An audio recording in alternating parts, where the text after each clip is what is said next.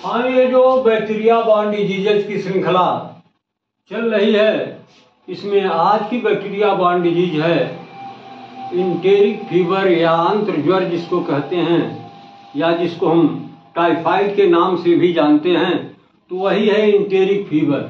इंटेरिया माने होता है स्मॉल इंटेस्टाइन, और उसमें जो फीवर हो जाए उसको नाम देते हैं आंत्र ज्वर, माने आंत में पैदा होने वाला जर। ऐसा ज्वर, ऐसा फीवर जो आंत में इन्फेक्शन होता है और उसके द्वारा ये फीवर की कंडीशन बन जाती है, इसलिए इसको कहते हैं इंटेरिक फीवर।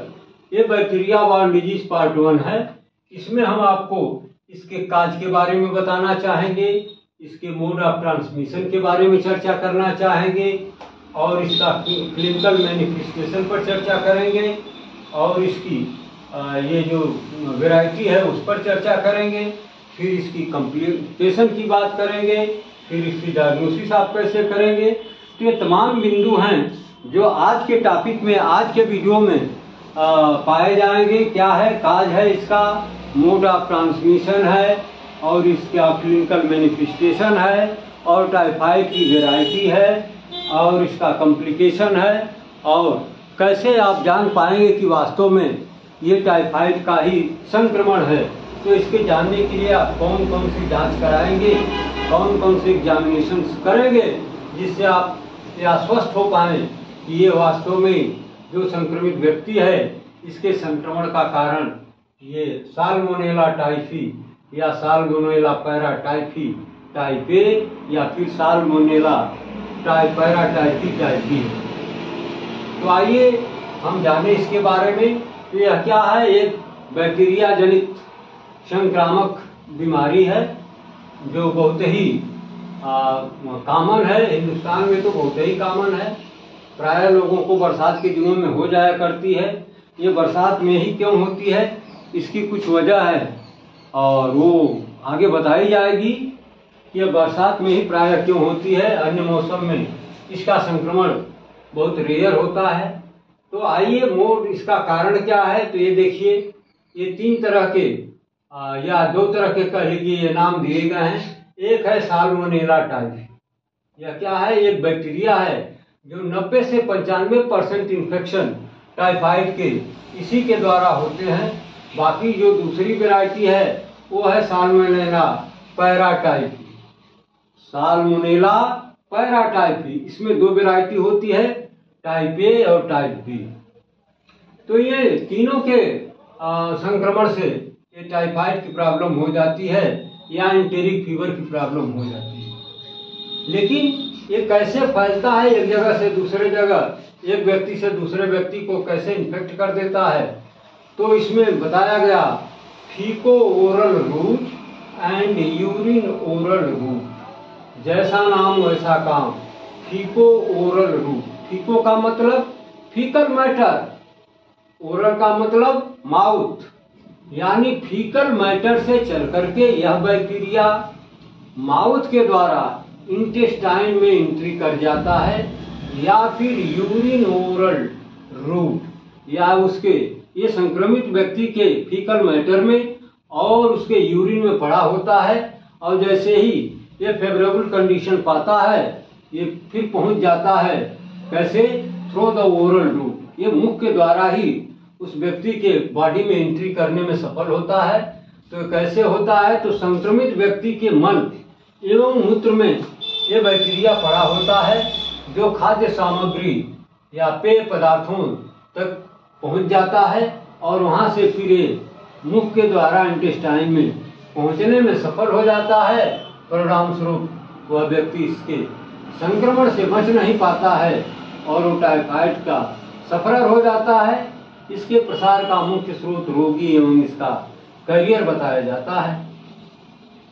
तो आपने देखा कि इसके मोड ऑफ ट्रांसमिशन का ये 2 ही रूट बताए गए, एक फीको ओरल रूट और दूसरा यूरिन ओरल रूट। अब ये बरसात के दिनों में इसलिए होता है कि मॉइस्चर काफी होती है, पानी यहाँ से वहां तक लगा होता है, तो पानी के सहारे एक जगह से दूसरे जगह पहुंचने में सफल हो जाता है। और बाकी मौसम में जब मौसम ड्राई होता है या ग्राउंड ड्राई होता है तो ये पहुंच नहीं पाता है, इसका इन्फेक्शन नहीं के बराबर हो जाता है। लेकिन प्रायः बरसात के दिन में, बरसात के मौसम में ये बहुतायत से हुआ करता है। तो ये फीकल मैटर में जब पड़ा होता है या संक्रमित व्यक्ति के यूरिन में पड़ा होता है तो किसी तरह से वो कोई जो फूड मटेरियल है, खाद्य पदार्थ है या ड्रिंकिंग का कोई मटेरियल है तो उसमें पहुंच जाता है।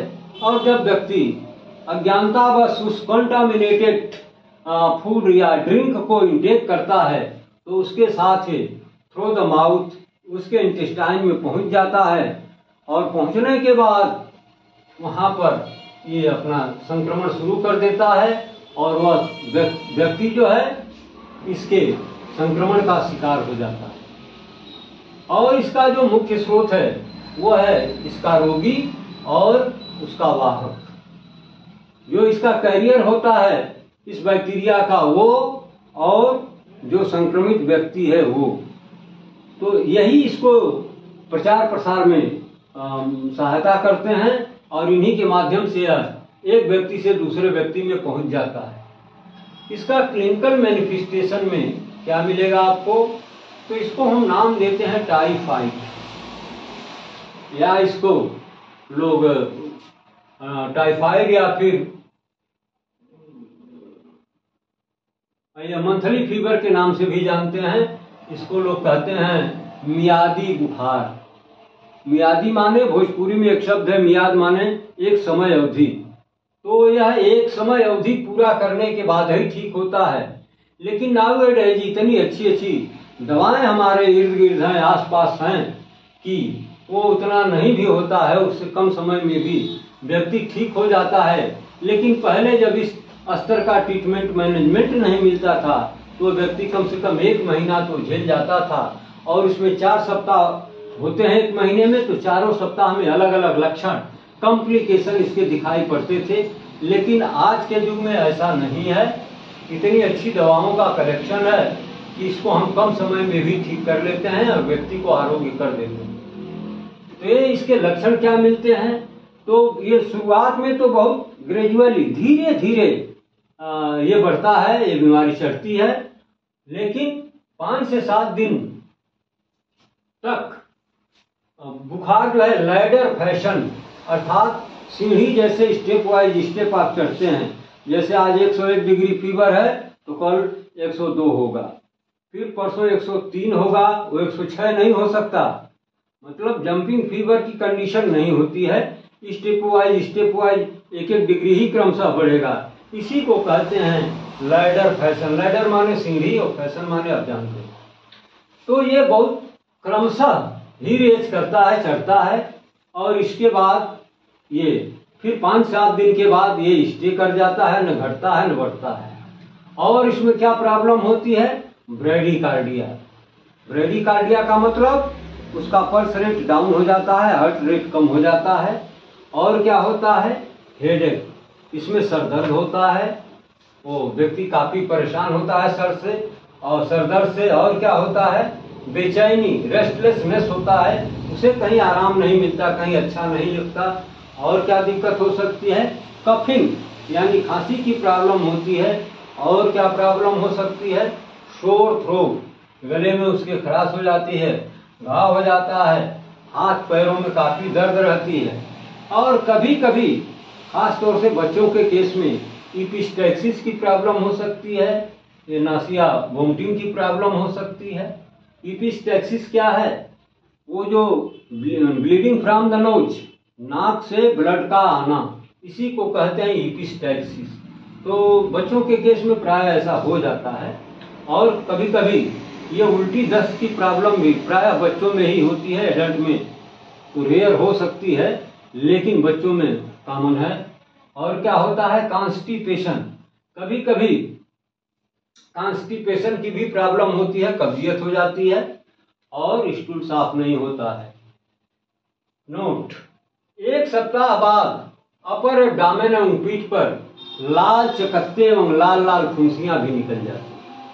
1 सप्ताह बीतने के बाद क्या होता है, ये अपर एब्डामेन रीजन में और बैक यानी पीठ पर लाल लाल चकत्ते निकलने शुरू हो जाते हैं और किसी किसी केस में लाल लाल फुंसियां ही निकलती हैं, लेकिन ये निकलती जरूर है।